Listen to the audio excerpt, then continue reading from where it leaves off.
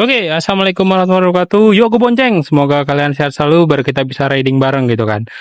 Oke, jadi di video kali ini aku baru aja ngambil salah satu hal kerja yang menurutku ini sangat dibutuhkan ya untuk project-project kita ke depan gitu kan. Ini adalah kompresor yang aku beli dengan harga yang cukup menarik di bawah 1 juta gitu kan. Ya memang kompresor ini second ya, jadi bukan kompresor baru, tapi udah cukup ya untuk kebutuhan project-project kita ke depan. Nah, kompresor ini tuh aku dapat yang merek Crisbow di salah satu marketplace. Jadi kompresor ini aku ambil di tangan kedua ya. Jadi katanya dia cerita bahwasannya dia sebelumnya ambil juga dari orang dengan kondisi second, tapi memang ada beberapa minus menurutku setelah dihidupkan gitu kan. Tapi mungkin kita bahas aja spek-speknya. Untuk ya, ini ada speknya di sini. Ini Crisbow air compressor. Untuk modelnya sendiri itu KW1302. Untuk kapasitas tangkinya itu 47 liter ya. Di sini 47 liter. Untuk powernya itu 1/4 HP, 180 watt gitu kan. Untuk beratnya sendiri itu hanya 40 kg ya. Untuk satu komponen gini itu hanya 40 kg. Untuk speednya, speed dari dinamonya sendiri, tapi ini kayaknya udah berubah ya. Untuk speednya itu kayaknya udah berubah.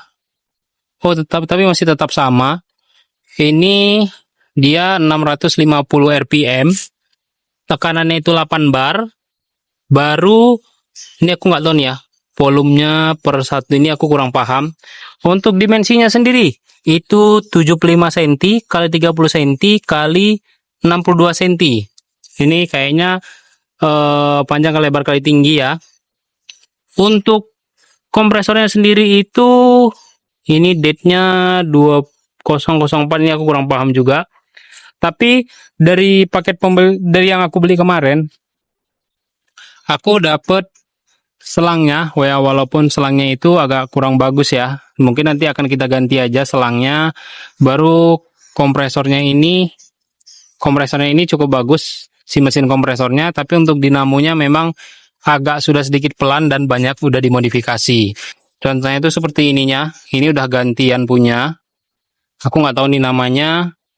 Merek Sanzi ya. Ini kayaknya udah rubahan. Untuk kondisi kompresornya sendiri itu agak bunyi ya si pistonnya, jadi wajar-wajar aja, namanya juga kompresor second gitu kan. Nah, untuk otomatisnya itu udah kurang bagus ya. Jadi ini otomatisnya udah nggak hidup lagi otomatisnya, dan ada kebocoran selang di bagian sininya gitu kan.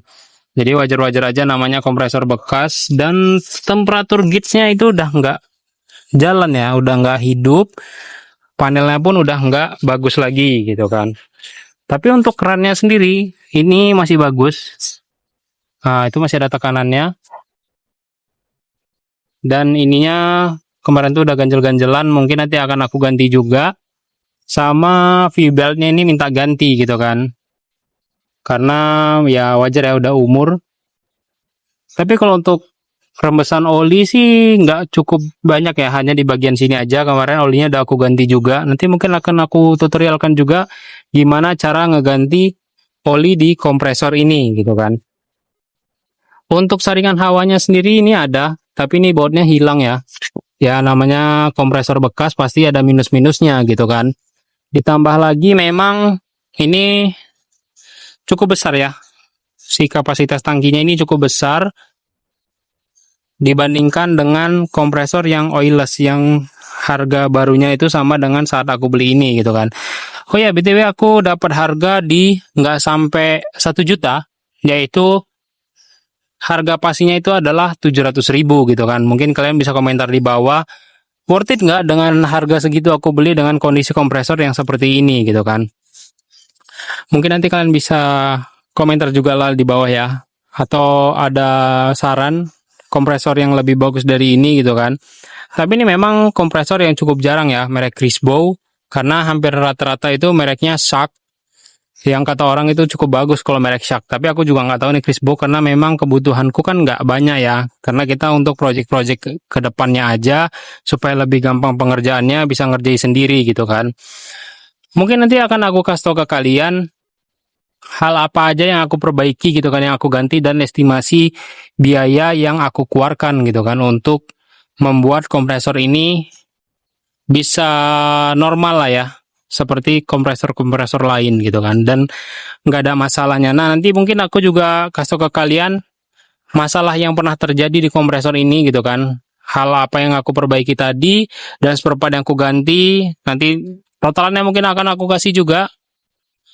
Nah, untuk kalian yang paham-paham tentang kompresor, ini menurut kalian bisa nggak ya kalau misalnya kita untuk ngecat mobil gitu kan? Tapi bisa komentar di bawah lah ya. Tapi kalau menurutku sih ini nggak bisa, karena tekanan barnya itu hanya 8 bar.